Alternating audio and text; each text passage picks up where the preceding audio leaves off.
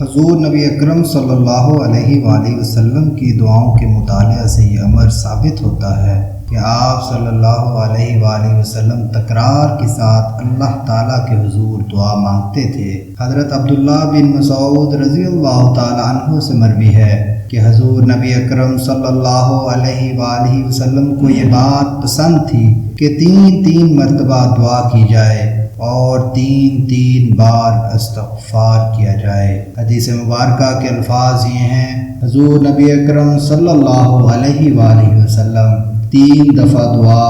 اور 3 دفعہ استغفار کرنا پسند کرتے تھے۔ جب عجز و انکساری سے ایک دعا کو 3 بار دہرایا جائے تو اس سے رکت اور گریہ وزاری کی کیفیت پیدا ہوتی ہے۔ ایک اور حدیث حضرت عائشہ رضی اللہ تعالی عنہا سے مروی ہے، اللہ کے رسول صلی اللہ علیہ وآلہ وسلم نے دعا کی،